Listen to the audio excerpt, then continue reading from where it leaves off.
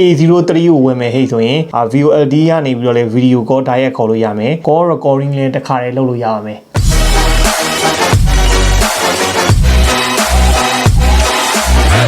budget smartphone line တွေကိုအသစ်ဝင်ရောက်လာတဲ့ Samsung ရဲ့ Galaxy A03 လေးကို unboxing လုပ်ပြီးတော့အတူတူကျွန်တော်တို့ဒီနေ့ကြည့်မှာဖြစ်ပါတယ်ဒါကတော့ကျွန်တော်တို့ Samsung ရဲ့ Galaxy A series မှာနောက်ဆုံးဝင်ရောက်လာတဲ့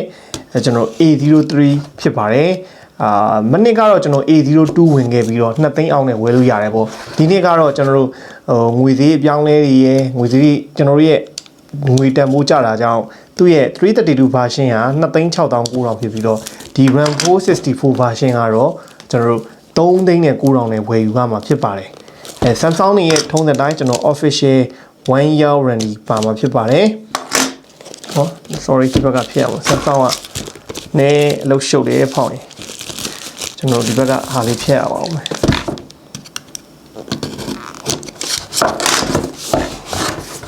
အဲ့တော့အရင် A03 ထက်ဒီ A02 မှာA02 ထက် A03 မှာဘာတွေပိုကောင်းလာလဲဆိုတော့ကျွန်တော်ပုံမှန်ဆက်ရက်ကတော့မြင်ကြည့်ရင်အားလုံးအတူတူပါပဲဒါပေမဲ့သူ့မှာကောင်းလာတဲ့အချက်ကတော့ camera 48 megapixel တက်ပေးလိုက်တာကောင်းလာပါတယ်เนาะပါတာကတော့ user guide ပါပါမယ်ပြီးရင်ဖုန်းပေါ့ဗျာဖုန်းပေါ့ဖုန်းကကျွန်တော်ဒီမဲ့ A03 Infinity V Display dual camera နဲ့လာမယ် battery 5000 mAh ဒါမနစ်ကထွက်ခဲ့တဲ့ A02 နဲ့အားလုံးနီးပါးအတူတူပါပဲအဲ့တော့ကျွန်တော် Samsung budget smartphone line နေတဲ့ထုံးစံတိုင်းဟလာဘလောက်မှာတော့ကျွန်တော် back ကပါသည် plastic ကပါပဲရပါမယ်ဒါပေမဲ့ band design လေးတော်တော်လှလာပါတယ်သူ့ရဲ့ဒီ A03 ရဲ့ band design လေးနောက်ကျွန်တော်တို့ charging ကောင်းရင် charging ကြိုးရပါပါမယ်အဲ့မှာတစ်ချက်ထည့်ပြောစရာရှိတာကကျွန်တော်တို့10 watt ပဲအားသွင်းပါမယ်9000 mAh 10 watt ဆိုတော့အားသွင်းရင်တော့နည်းနည်းကြာပါမယ် quick charging no support ပါအဲ့တော့နောက် central pin ပါမယ်အဲ့တော့တခါတည်းကျွန်တော်တို့ဟို A03 ကိုဝယ်မယ်ဟိတ်ဆိုရင်ပါမှာအားသွင်းကြိုးအားသွင်းကောင်းရင်ဖုန်းရဲ့central pin လေးရေပဲပါပါမယ်เนาะကျွန်တော်တို့ net jack ကတော့ကျွန်တော်လောဆယ်ဒီစ pre ဝယ်ချင်းမှာကျွန်တော် net jack လက်ဆောင်ထည့်ပေးနေပါတယ်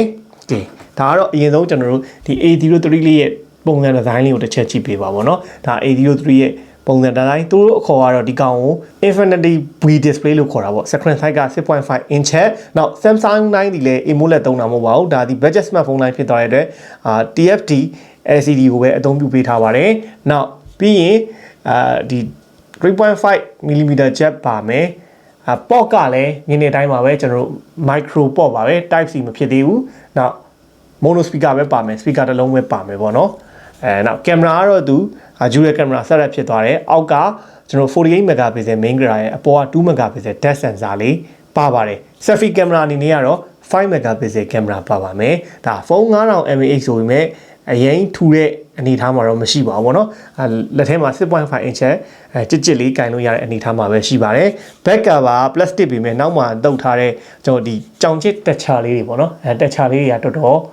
လှတယ်ဆိုတဲ့အနေထားမှာရှိပါတယ်ဒါကျွန်တော်တို့ Samsung ရဲ့အသစ် A03 ပါ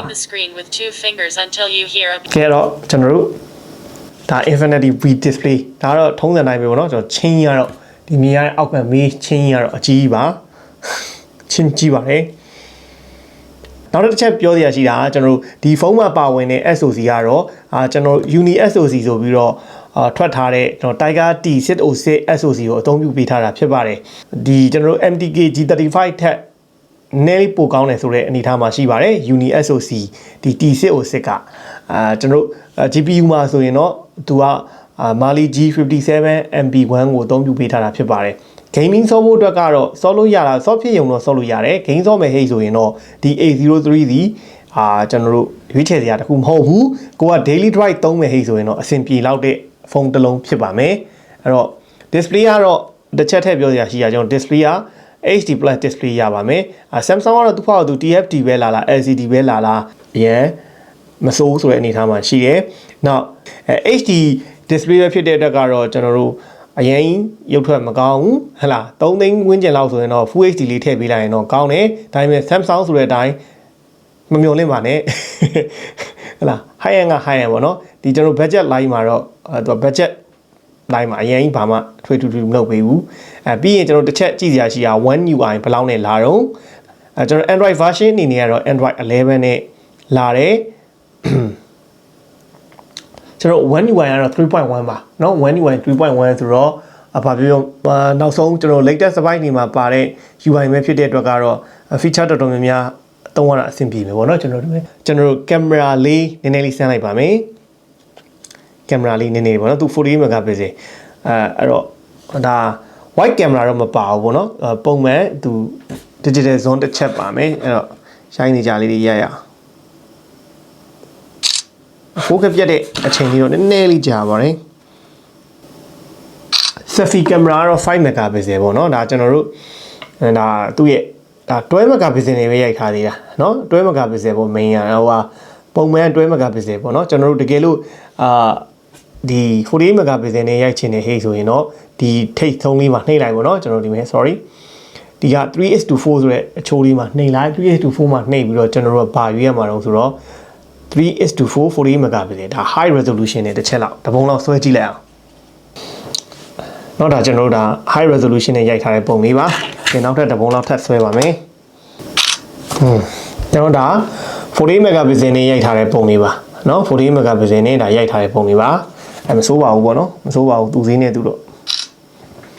3သိန်းဒါပေမဲ့ night show ကတော့ဖွာပါတယ်ထုံးစံတိုင်းပေါ့နော်ဒါကတော့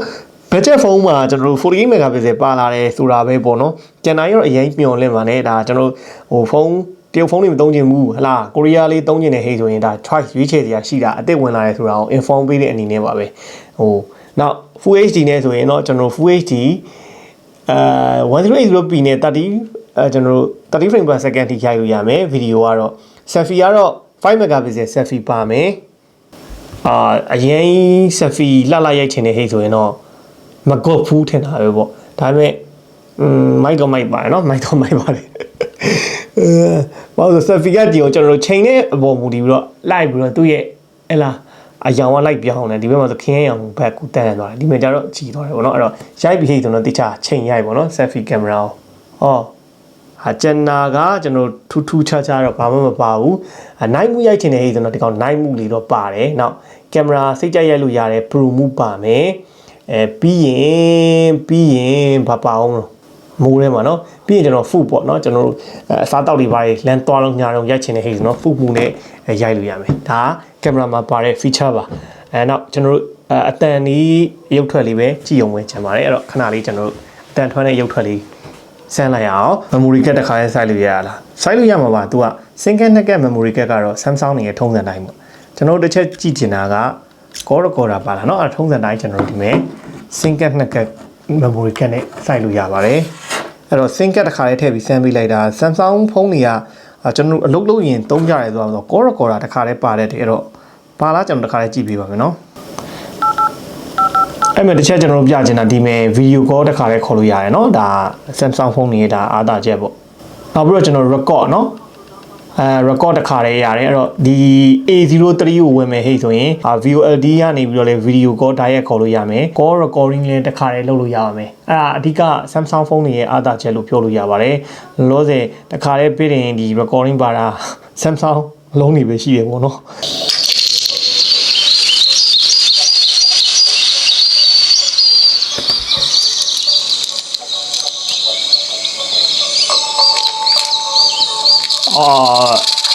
ဒီ display က HD display ဖြစ်လို့နည်းနည်းလေးကျွန်တော်တို့ပုံမှန် end user မျက်လုံးနဲ့ဆိုရင်တော့ခွာရလို့မထင်ရဘူးပေါ့နော်ကျွန်တော်တို့ဟိုကြည့်နေကြလို့ဆိုရင်တော့ရုပ်ထွက်လေးကနည်းနည်းလေး HD ပဲဖြစ်တာဖြစ်တဲ့တော့နည်းနည်းလေးခွာခြင်းတယ်ဒါပေမဲ့ color အနေထားကတော့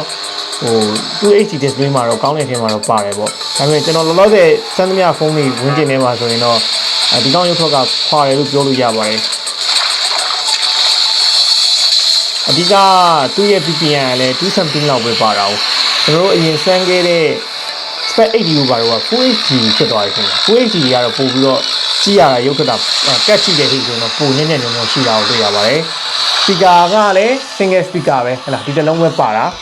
အရင်ကျဲအထင်မှာတော့မပါဘူးနောက်အတိုင်လေးလုံးဝဖွာလန်ကျဲကြီးမှလည်းမပါဘူး မတိုးမကျင်ဘူးပေါ့နော်ဒါကသူရုပ်ထွက်လေးပါကဲဟုတ်ပြီအဲ့ဒါပြီးရင်ကျွန်တော်တို့